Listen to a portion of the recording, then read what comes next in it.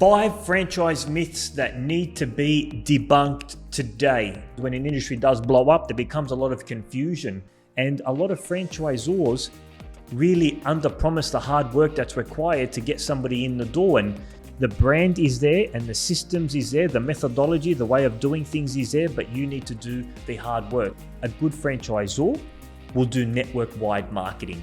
The best franchisees are taking care of local area marketing. Hey everyone, welcome to Courtside Conversations. My name's Emil, founder and owner of Little Boomers Basketball, and it's a pleasure to be your host today. Wherever you're watching today's episode, I hope you're having a booming day, and yes, the pun is intended. My journey to entrepreneurship started on May 1st, 2018 when I launched my first basketball program with 9 kids enrolled. Today, thousands of kids across Australia are thriving in our programs, all thanks to the commitment and passion of our incredible franchisees. This podcast is here to give you real, straightforward, no BS insights into business, entrepreneurship, and what it's like to own a franchise. Without further ado, let's get into today's episode.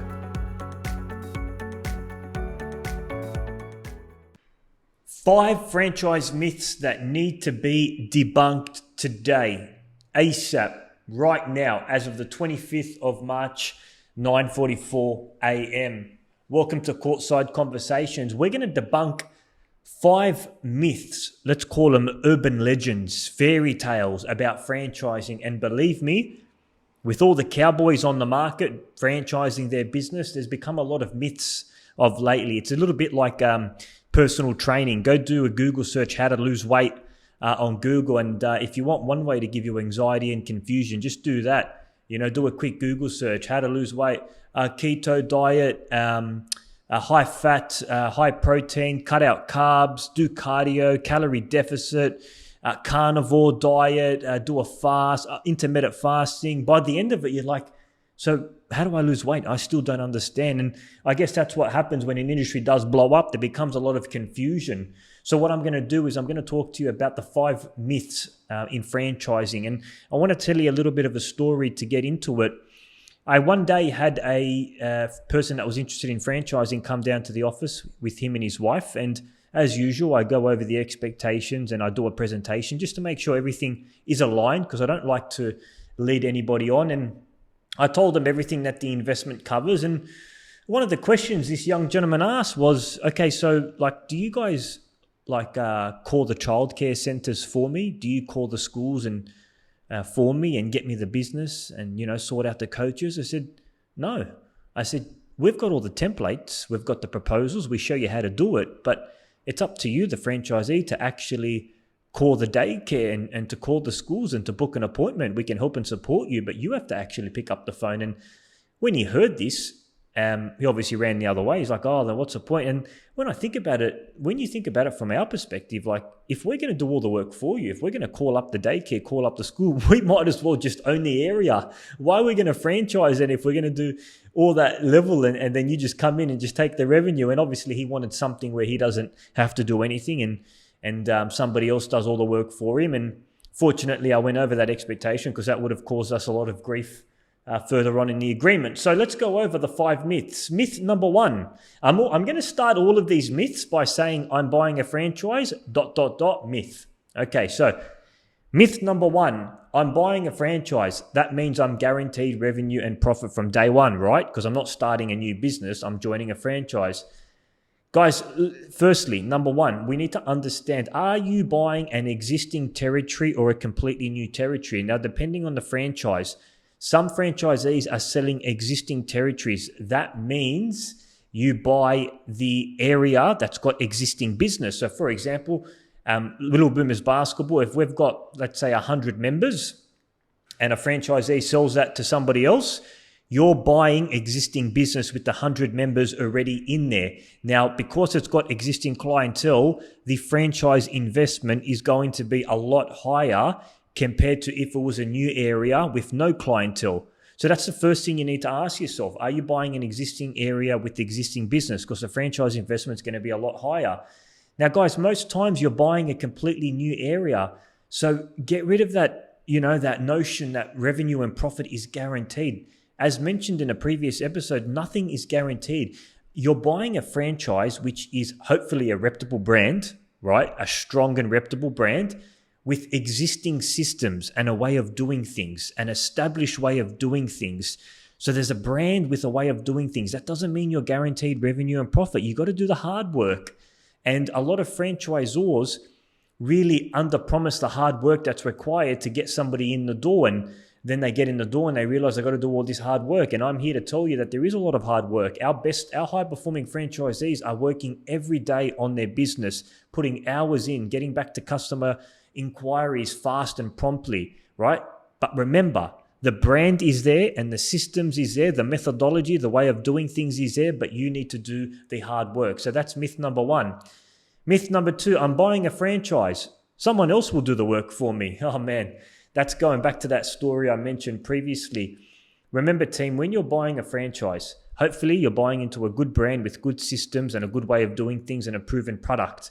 However, you will need to do the legwork. And I'll give you a classic example. Like with us, we've got 10 different revenue streams. We've got daycare programs, schools, birthday parties.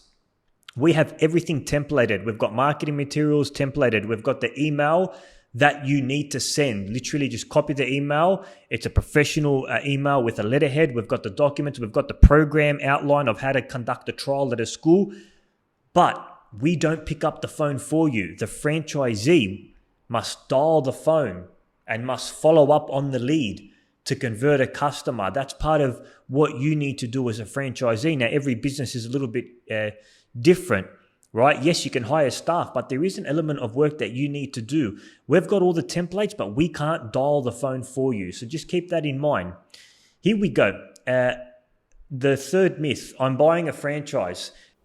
Hey, just quickly, if you're enjoying today's episode, it will mean the world to me if you can leave a positive review or share it with a friend that may benefit from this.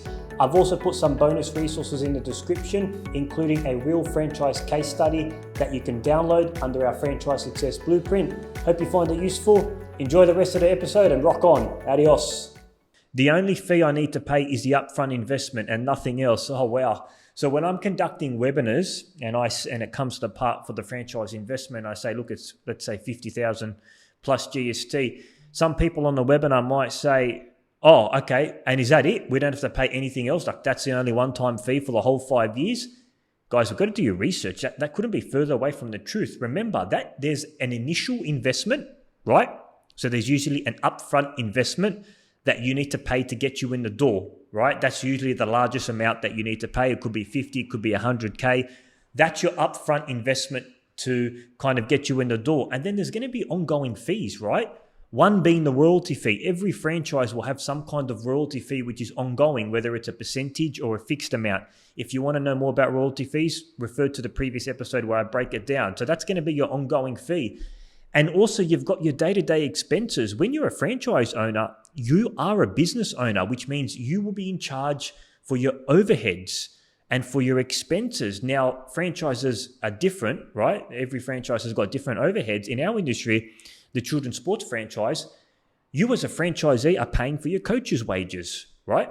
You're paying for your court hire. Those are the two biggest expenses on our P&L statement, the wages for the coaches and the court hire fees. And then you've obviously got miscellaneous expenses that can change, equipment costs like hurdles, cones, ladders, etc., basketballs, which you usually purchase from us, training kits, etc. But you need to understand that you are a business owner. You are paying for everything as if you were a business owner. And if you're smart, you'll research the P&L, you look at all the overheads that you'll need to have, and our best franchisees budget accordingly up ahead. So just remember that. And also, guys, every franchise system has like training day fees, right? So usually there's multiple training days throughout the year. That's covered by the franchisee. Now, what a franchisor would usually do to save each franchisee cost, they would spread the cost over so that franchisees pay a certain amount and it gets divided by the number of franchisees across the network to save everybody money. But there is a good franchise system will have regular training days throughout the year. And that does come to a cost at the franchisee. What that cost is, you've got to look at the franchise agreement before you sign. There's also usually an admin fee. It's a once a year fee that each franchisee needs to pay because head office got a lot of administration costs. And usually in the agreement, it states what the yearly admin fee is. So there's little fees like that. Make sure that when you're reading your franchise agreement, there's a section called FDD, Franchise Disclosure Document, and usually the franchisor will disclose all the possible expenses that could occur in the franchise network. Make sure you do your research beforehand. So that's myth number 3. I'm buying a franchise. The only fee I need to pay for is the upfront investment. Myth number 4. I'm buying a franchise. I don't need to invest any profits back in the business. The only profit is going to go to the back of my pocket. I love that one.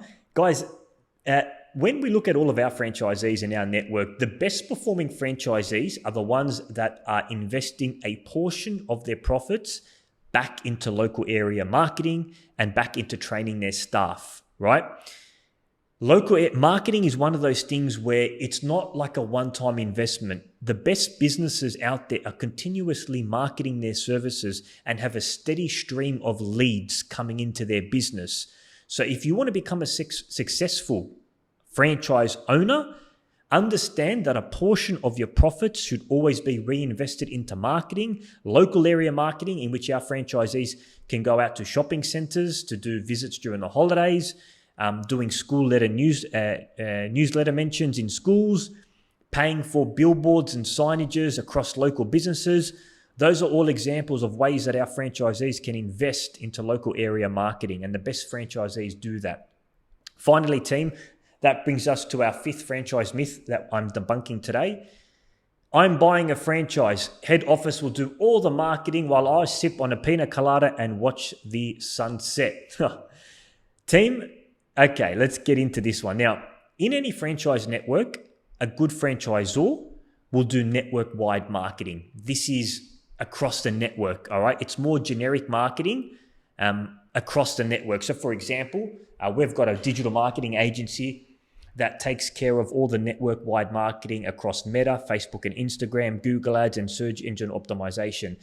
Now, what I mean by network marketing is it's generic marketing, like find a class near you, sign up to a Little Boomers program near you.